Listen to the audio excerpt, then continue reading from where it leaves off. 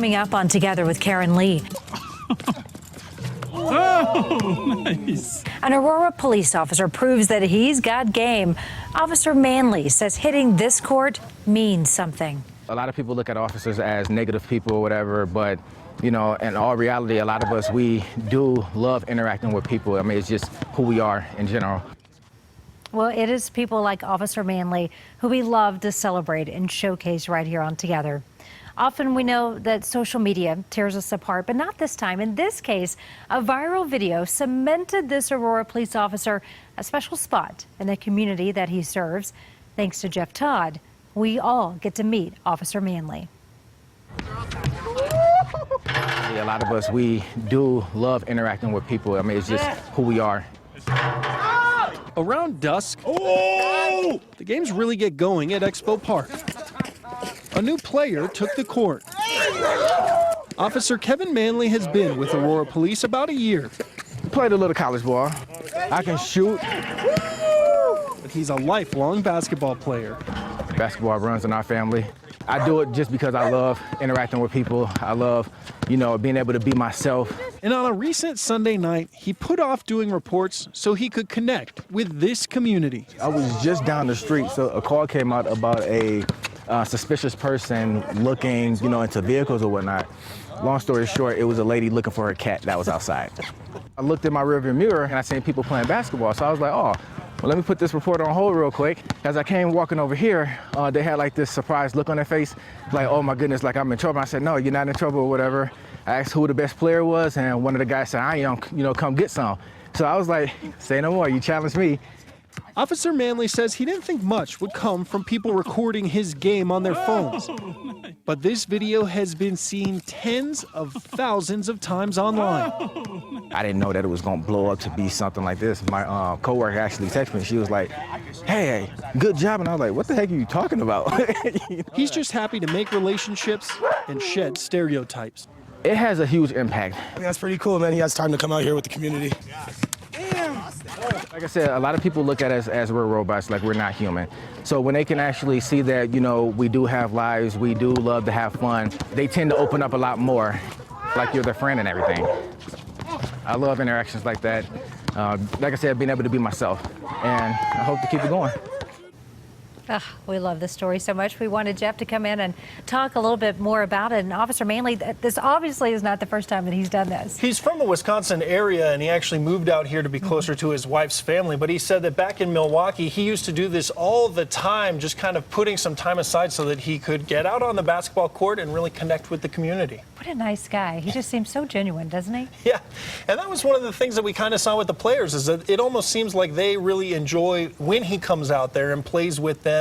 Right. You know, maybe some people would be scared when a police officer shows up. He actually said that the first time they thought they might be in trouble because they were playing so late at night. Right. But, you know, once the ball gets in the air, everybody's just a player, and they had a good time. Yeah, what does the police department think about this? So Aurora PD kind of says that this is part of their culture. You know, they really enjoy getting out in the community, and while they enjoy putting this out on social media and showing what Officer Manley did, you know, there's also a lot of interactions that they have that don't get picked up by the public, that aren't recorded like that, and that they have a lot of positive experiences. So they like just kind of connecting with the community, whether they get notoriety for it or not. Really awesome. And what did you think, Jeff, being out there getting to see this, everyone come together like that? How did you feel? It was funny to see how competitive he is in those situations. Right. But the way that the rest of the community reacted, you know, it's jarring to see at first, especially I asked him about safety. You know, he had a taser on his leg and had a gun, and he said, hey, you know, I'm not thinking about that. I'm just thinking about making my next basket. So really just awesome. To see the enjoyment everybthing had was really remarkable. Well, we appreciate you sharing that story with us and talking a little more about it. Happy to be here. Yeah, Jeff, thank you. Well, now to another amazing group of people who know a thing or two about serving others. Comrades in Arms is more than just an expression. Serving in combat unites soldiers in ways that the rest of us, well, we simply can't understand.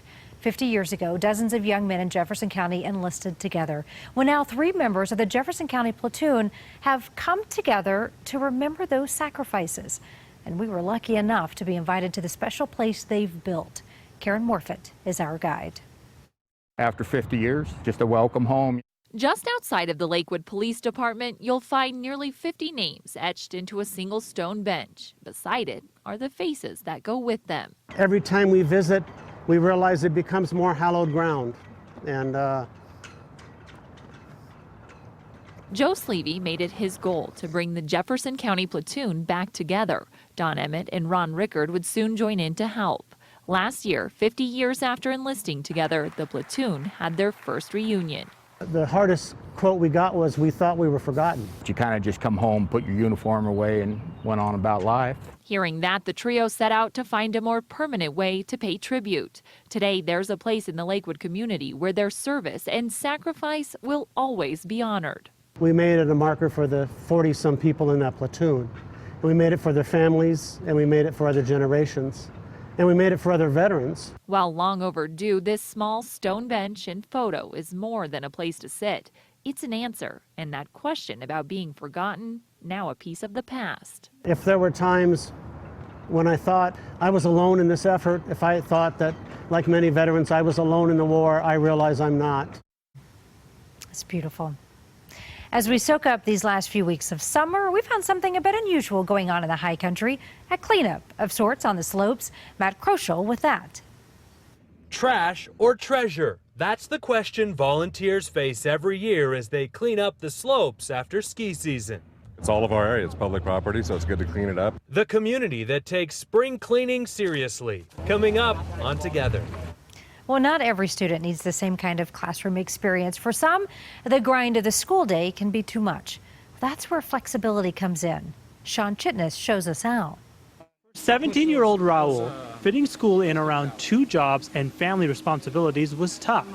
Now he's found success online. It's teaching me a lot of responsibility, you know, like what I have to do and what I actually need to do as a person, and to just keep on growing. How a change in perspective has Raul thriving in school. Later on Together. Well, we all know that in order to succeed, we need to have support and the right tools, which is where this nonprofit comes in. 5 pens, and I would like those in my zipper. Filling up the backpack with new school supplies gets kids set for their first day of school. We can all remember our first day of school. You're all excited, you're a little nervous, but imagine the anxiety that it would have if you don't have your backpack. Easing those first day jitters, that's next on Together. Together with Karen Leigh, sponsored by Canvas Credit Union. We're Canvas, and we've got you covered, Colorado. Go live.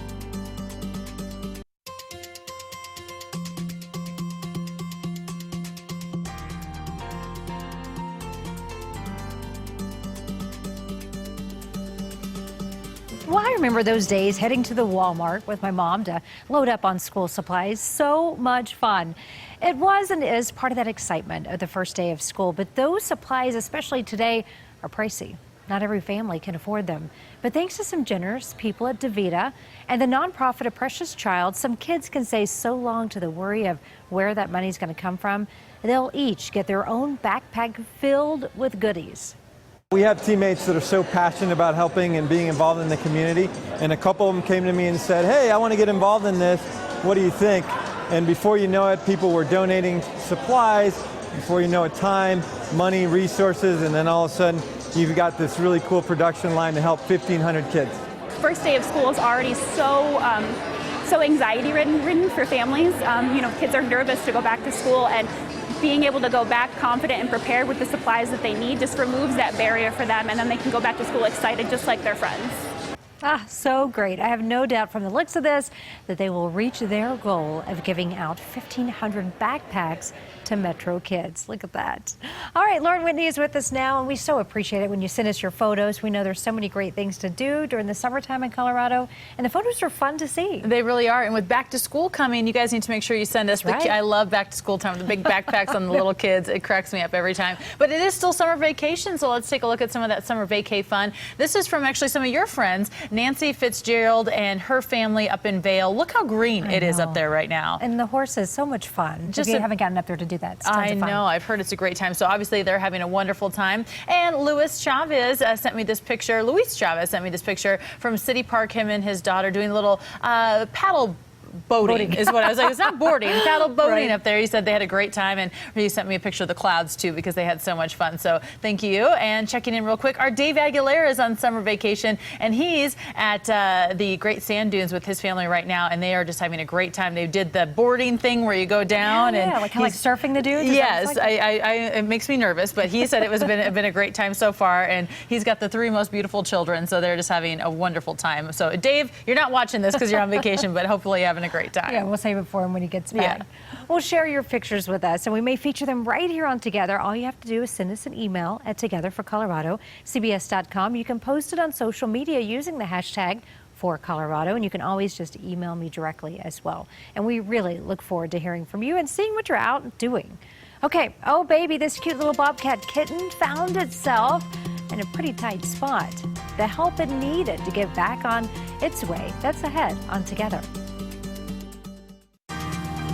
Coming up on this week's Together for Colorado calendar, Monday, let's talk about how we can create friendly communities as we age. That's at Broomfield Health and Human Services. Head to Central City Tuesday for Opera Adventures. It's a family matinee that includes a scavenger hunt. On Thursday, you can celebrate Colorado Day by heading to Union Station for the kickoff of Busker Fest. You'll find shows on the hour on 2 stages. Find out more about these events by visiting the Together for Colorado section of CBSDenver.com. Well, we all want to find ways to help build up our kids. Making sure our children succeed is important to all of us. It's especially important to those that teach our little ones. In Thornton, that means breaking ground at a new future-forward campus. It'll be home to an expansion of the Adams 12 5-star schools already really successful career training program. They actually had to turn away students up until now, but not anymore. When this campus opens next year, it will increase opportunities for these kids by 80%. And a big thank you to you, the voter, for making this possible because you approved the bond money to pay for it. Speaking of success in school, finding time to study can be tough when you're also working in the family business. So you've got to be flexible. At least that's what our Sean Chitness discovered. Three Brothers Mexican Grill is serving up more than just hot meals each day. It's helping to educate one of its own. You don't have to go into school and go towards their schedule. Raul Molina's family opened the restaurant about a year ago. He works around the clock, making it hard to keep a regular school routine. I know how hard it is to own your own restaurant. He started taking online classes in high school. Molina can work on those subjects from his laptop at the restaurant and help out before business picks up. He covers important shifts that not only impact the restaurant, but also their home. We probably would not be living at the house that we're at right now, and we'd be a lot more financially unstable. Destination's Career Academy of Colorado has provided an online school for around a decade. Students work with licensed teachers but can complete their schoolwork anywhere they want, and it's tuition free. The combination of real-life experience plus his standard education prepares Molina for various career goals. As he gets ready for senior year, he says he may want to be a baker or an accountant. Both are possibilities. It is teaching me a lot more responsibility than what I would have had. It's a sweet combination that is the recipe he needs for success heading into college and beyond. Well, Raul says he's loving his life, spends a lot of time with his cousins, and he also plays a lot of basketball with other friends. Well, trash or treasure, what's the question? Volunteers at a ski resort ponder as they do a little spring cleaning, the things you find on the slopes after all that snow melts. Catch the latest episodes of Together, as well as your favorite Together for Colorado stories, anytime at CBSDenver.com. Well, we know ski season is a favorite for Coloradans, but sometimes skiers end up leaving a few things behind on the slopes. Matt Kroschel tells us that means when all that snow melts, it's a whole new definition of spring cleaning in one community. Hundreds of thousands of people tackle the slopes at Keystone every ski season. All the little things. They leave behind Plastic, and it will not go away. a lot of stuff. There's people always dropping stuff off the chair, whatever it is, glasses, hat, pole, skis, things like that. Now that the snow's melting, we can go out and find it, pick it up, and because it's litter, basically. That's why volunteers like Jed Danbury are here to help. It's all of our area. It's public property, so it's good to clean it up and make sure it's as clean as we can keep it for everyone to enjoy. $1 off any Sierra Nevada draft beer at A Basin, and they're still open, so winning. Also a broken carabiner. There's a lot of stuff that falls off on School Marm and those really popular runs, but there's still too much snow up there, so we're starting mid-mountain and working our way to Mountain House. A pocket knife, a set of car keys. Things like actual half of skis, broken poles. And lots of water bottles and beer cans. So some of this mat stuff is just material from when you get off the chair and basically just gets caught and drugged down. A community coming together to clean up its mountain. And we appreciate all that they're doing. That's a lot of work. Community is what we love to celebrate here on Together, even when it comes to our community of dogs. Evergreen really pulled out all the stops for a dog washing fundraiser. Look at these guys. The spiffed up pooches even had the chance to show off in a photo booth. Why not? It was dubbed Wine, Washes, and Wagging Tails, and all of the money goes to the Evergreen Animal Protective League. The all-volunteer league helps lost and abandoned animals. Several golden businesses we heard about joined forces to make this dog wash happen. They're so cute. In Arapahoe County, the community worked together to make sure four-footed deputies get the care and attention that they need. The Back the Blue Canine Force raised a bit more than $20,000. This was for the Arapahoe County Sheriff Office's canines. The nonprofit pulls together restaurants to raise this money. These brave dogs, they're going to get some new gear while they serve to make sure that they stay safe. And the rest of that money is going to be put aside to pay for any medical expenses if they ever do get hurt. Well, we love all of our animals in Colorado, especially the wildlife. Well, many first responders say they've been busy saving our critters this summer. This baby bobcat here had a little problem with this fence. This was in Lakewood in the Green Mountain area.